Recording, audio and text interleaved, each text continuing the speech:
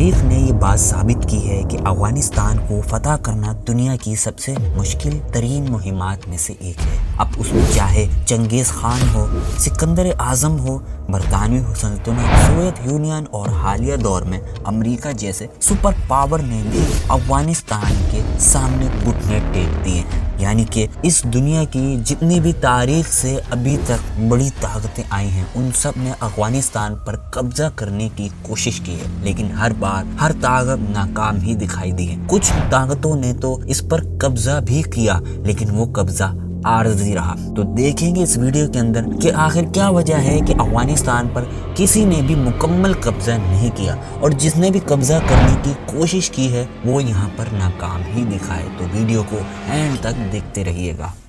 اگر میں تاریخ کے اندر جاؤں اور تاریخ کی بات کروں تو آپ نے چنگیز خان کا تو نام سنا ہی ہوگا۔ یہ ایک اس وقت کی بہت بڑی طاقت ہوا کرتی تھی۔ چنگیز خان کی افغانستان پر مہم ایک یاد دہانی ہے کہ افغانستان کی تاریخ میں بیرونی طاقتوں کے خلاف مزاحمت ہمیشہ نمایاں رہی ہے۔ اگرچہ منگول فوج نے شاید تباہی مچائی، لیکن افغانستان عوام کی بہادری، استقامت نے یہ ثابت کیا ہے کہ وہ ایک قابل تسخیر قوم ہے۔ اب سوال یہ اٹھتا ہے کہ افغانستان کو فتح کرنا مشکل کیوں ہے؟ دراصل افغانستان کا دشوار گزار پہاڑی علاقہ غیر ملکی افواج کے لیے سب سے بڑی رکاوٹ بنتا ہے۔ یہاں کے پہاڑ، دریے اور سنگلاخ زمینیں ہمیشہ فوجیوں کے لیے ایک قدرتی دفاعی نظام فراہم کرتی ہے۔ موسم کی شدت جیسے سخت سردیاں اور گرمی فوجی مہمات کو مزید مشکل بنا دیتی ہے۔ افغانستان میں ایک مضبوط قبائلی نظام ہے جہاں پر ہر قبیلہ اپنی آزادی کا خواہ ہے۔ یہ قبائل اپنے علاقے کی حفاظت کے لیے یکجہتی کا مظاہرہ کرتے ہیں، چاہے ان کے درمیان آپسی اختلافات ہی کیوں نہ ہو۔ افغان عوام نے بیرونی طاقتوں کے خلاف ہمیشہ شدید مزاحمت کی ہے۔ ان کو گوریلا جنگی حکمت عملی نے کئی عالمی طاقتوں کو ناکامی سے دوچار کیا ہے۔ آزادی اور خود مختاری کے لیے ان کی قربانیاں بے مثال ہیں، اور اس گوریلا جنگ سے نکلنا اتنا آسان نہیں ہوتا۔ افغانستان میں اندرونی سیاسی عدم استحکام نے ہمیشہ غیر ملکی طاقتوں کے لیے مشکلات ہی پیدا کی ہے۔ یہاں کی تقسیم شدہ سیاست، غیر مرکزی حکومت کے باعث حملہ آوروں کو مقامی حمایت حاصل کرنا بہت مشکل ہو جاتی ہے۔ اگر میں پھر ایک بار تاریخ کے اندر جاؤں اور چنگیز خان کا پھر نام دہراؤں تو اس کا اصل نام دراصل تیمور جن تھا۔ 1162 میں منگولیا میں پیدا ہوا ہے۔ اس نے منگول قبائل کو متحد کیا اور 13ویں صدی میں دنیا کی سب سے بڑی سلطنت کی بنیاد رکھی۔ اس کی قیادت میں منگول فوج نے بے شمار فتوحات تو حاصل کی اور لاکھوں مربع میل زمین پر حکمرانی بھی کی، لیکن 1219 میں چنگیز خان نے خوارزم سلطنت کے خلاف ایک بڑی فوجی مہم کا آغاز کیا۔ خوارزم شاہ جو اس وقت افغانستان کے کچھ حصوں پر بھی حکمرانی کر رہا تھا، اس نے چنگیز خان کی طاقت کو چیلنج کیا۔ خوارزم شاہ اور چنگیز خان کے درمیان تعلقات اس وقت خراب ہوئے جب خوارزم کے حکمران نے چنگیز خان کے تاجروں کو قتل کروا دیا۔ یہ عمل چنگیز خان کے لیے قابل برداشت نہ تھا اور اس نے بدلہ لینے کے لیے فوجی مہم کا آغاز کیا۔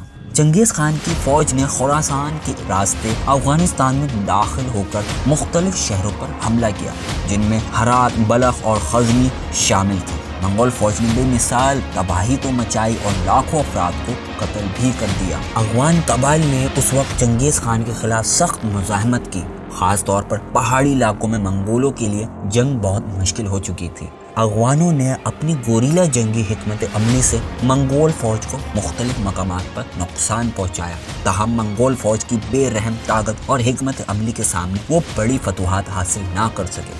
اگرچہ چنگیز خان نے افغانستان کے بڑے شہروں کو تو فتح کر لیا تھا اور ان پر تباہ کن حملے بھی کیے، لیکن وہ افغانستان کے دشوار گزار پہاڑی علاقوں پر مکمل کنٹرول حاصل نہ کر سکا۔ افغان عوام کی مزاحمت اور پہاڑی جنگی حکمت عملی نے منگول فوج کو طویل المدتی کامیابی سے محروم رکھا۔ یہ کہا جا سکتا ہے کہ منگول فوج نے عارضی فتوحات تو حاصل کی، لیکن افغانوں کی مزاحمت اور بغاوتوں نے ان کی حکمرانی کو قائم نہیں رہنے دیا۔ چنگیز خان کی کامیابی کی وجہ ان کی جنگی حکمت عملی تھی۔ منظم فوج اور دشمن کو نفسیاتی طور پر شکست دینا تھا، لیکن افغانستان کے قبائلی نظام اور پہاڑی جغرافیہ نے ان کو فتوحات میں محدود رکھا، اور اس میں جو گوریلا جنگ نے ایک بہترین کردار ادا کیا، جس کی وجہ سے چنگیز خان یہاں پر ناکام ہوا۔ بلکہ چنگیز خان ہی ناکام نہیں ہوا، بلکہ ہر ایک بڑی طاقت نے جب اس پر وار کیا وہ بھی اس گوریلا جنگ کی وجہ سے ناکام ہی دکھائی دی۔